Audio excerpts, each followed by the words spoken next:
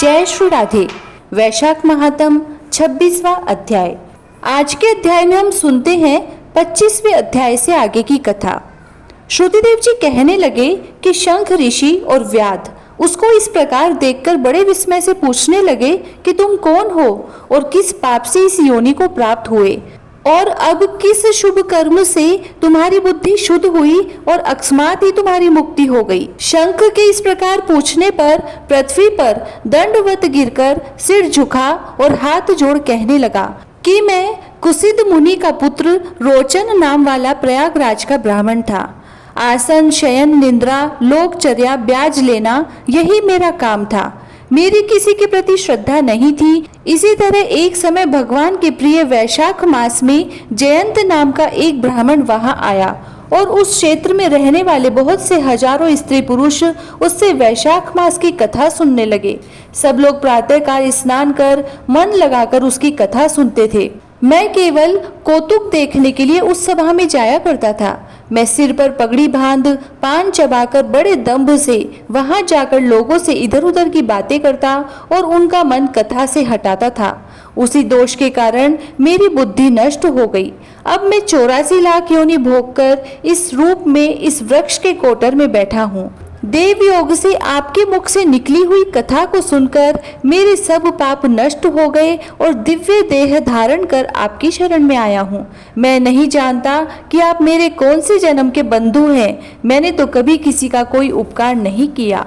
फिर सज्जनों का संग कैसे हुआ, आप मुझ पर कृपा करके कहिए। शंख मुनि ने बड़े प्रेम से उसको उठाया और उनके स्पर्श से उसके सब पाप नष्ट हो गए। फिर उस दिव्य रूपधारी ब्राह्मण पर कृपा करके सब वृत्तांत कहने लगे कि हे ब्राह्मण, वैशाख मास और भगवान विष्णु का महात्म सुनने मात्र से तेरे सब पाप नष्ट हो गए।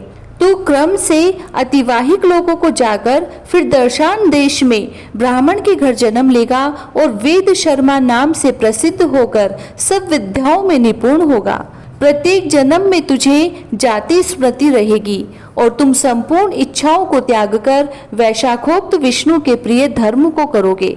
निष्प्रह गुरु भक्त और जितेंद्रिय होकर उस जन्म में सदैव भगवान की कथा सुनने में तत्पर रहोगे और इस प्रकार सिद्धि को प्राप्त हो जाओगे और सब बंधनों से मुक्त होकर दुर्लभ मोक्ष पद को प्राप्त करोगे।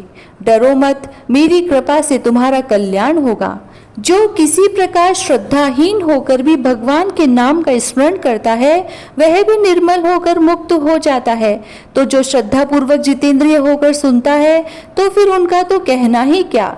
जो कोई भक्ति से अथवा द्वेष से भी कथा आदि को कहते या सुनते हैं अथवा भगवान की उपासना करते हैं वे सभी मुक्त हो जाते हैं। भगवान के भिन्न यश से अंकित जो अनेक नाम हैं उन्हें साधु महात्मा सुनते, गान करते और मनन करते हैं। भगवान की ऐसी सेवा में न कष्ट उठाना पड़ता है न धन खर्च होता है। जिसके स्मरण मात्र से प्रकाशमय धाम मिलता है उस दयालु परमात्मा की शरण में हम जाते हैं। तुम भी उस नारायण की शरण में जाओ, वैशाखोक्त धर्म के कार्यों को करो, इसी से भगवान तुम पर प्रसन्न होंगे। ऐसे कहकर मुनीश्वर चुप हो गए। तब व्याध को देखकर वह दिव्य पुरुष मुनीश्वर से कहने लगा कि महाराज, मैं धन्य हूँ। आपकी कृपा से मेरे पूर्ण भाग्योदय हो गए हैं। आपने मुझ पर बड़ी कृपा की जिससे मेरी यह दुष्ट योनि चली गई। ऐसा कहकर वह परिक्रमा कर आज्ञा ले स्वर्ग लोक को चला गया। जब संध्या हो गई तो शंख मुनि व्याध सहित रात्रि को वहां ही रहे और शंख मुनि भगवान के अनेकों अवतारों और इतिहास की कथा सुनाते रहे। प्रातः काल में ब्रह्म मुहूर्त में उठकर शौचादि क्रिया से निवृत्त होकर सूर्योदय से पहले ही स्नान कर संध्या बंदन और तर्पण आदि करके व्याध को बुला उसके सिर पर प्रोक्षण कर वेद से भी अधिक शुभदायक फल देने वाला राम 2 अक्षर का मंत्र जपने के लिए बताया।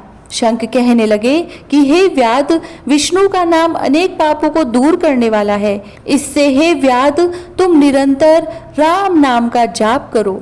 यह संसार के सब बंधनों को काटने वाला है। फिर श्रुतिदेव जी कहने लगे कि जूते दान करने से ही व्याध को कितना दुर्लभ ऋषित्व प्राप्त हुआ।